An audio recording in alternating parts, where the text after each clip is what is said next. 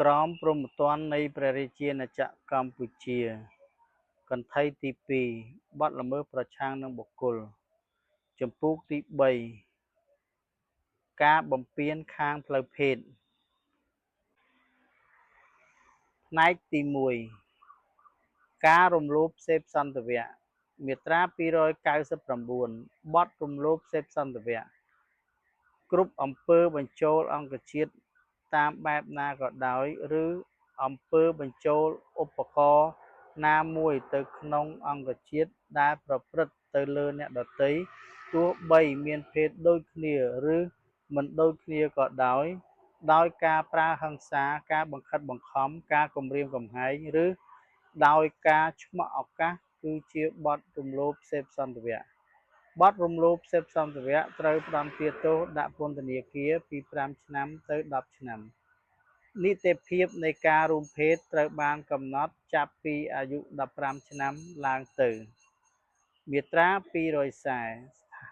ឋានទម្ងន់ទោសដោយសារមធ្យោបាយប្រើប្រាស់ឬទាក់ទងនឹងជនល្មើសបទរំលោភសេពសន្តិវៈត្រូវផ្តន្ទាទោសដាក់ពន្ធនាគារពី7ឆ្នាំទៅ15ឆ្នាំកាលបើបទល្មើសនេះប្រព្រឹត្តឡើង1ដោយការប្រើអាវុធឬគំរាមកំហែងនឹងប្រើអាវុធ2ដោយការប្រើគ្រឿងញៀនឬគ្រប់វិធីដែលនាំឲ្យជនរងគ្រោះបាត់បង់ឬចុះខ្សោយលទ្ធភាពទប់ទល់3ដោយបុគ្គលដែលមានអំណាចទៅលើជនរងគ្រោះ4ដោយបុគ្គលដែលរំលោភអំណាចដែលមុខងាររបស់ខ្លួនបានប្រគល់ឲ្យ5ដោយបុគ្គលច្រើនរូបឬប្រព្រឹត្តឡើងនៅក្នុងឋានៈជាចារីសហចារីអ្នកផ្ដើមគំនិតឬជាអ្នកសំគំនិតមាត្រា241ឋានទម្ងន់ទោសទាក់ទងទៅនឹងជនរងគ្រោះបទរំលោភសេពសន្តិវៈត្រូវផ្តន្ទាទោសដាក់ពន្ធនាគារពី7ឆ្នាំទៅ15ឆ្នាំកាលបើអំពើនេះប្រព្រឹត្តទៅលើ1បុគ្គលដែលទន់ខ្សោយពិសេសដោយមូលហេតុអាយុនៃបុគ្គលនោះ2នារីមានគភ៌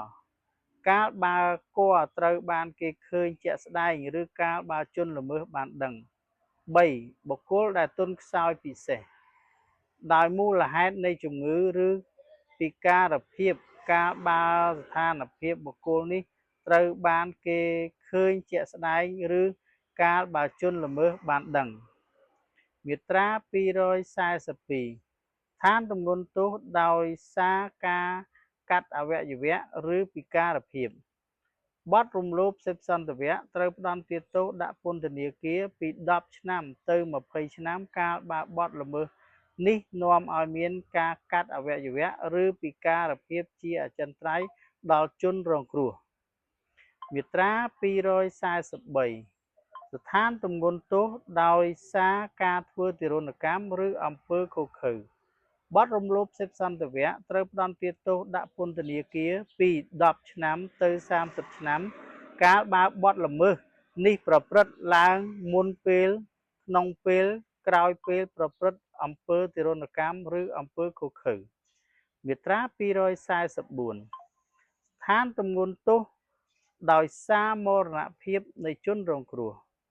បទរំលោភសេពសន្តិវៈត្រូវផ្តន្ទាទោសដាក់ពន្ធនាគារពី15ឆ្នាំទៅ30ឆ្នាំកាលបើបទល្មើសនេះបណ្ដាលឲ្យជនរងគ្រោះស្លាប់ដោយគ្មានចេតនាសម្លាប់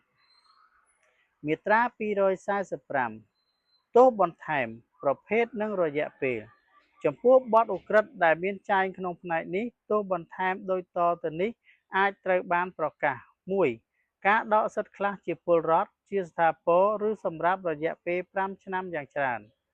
2ការហាមឃាត់ចំពោះការប្រកបវិជ្ជាជីវៈ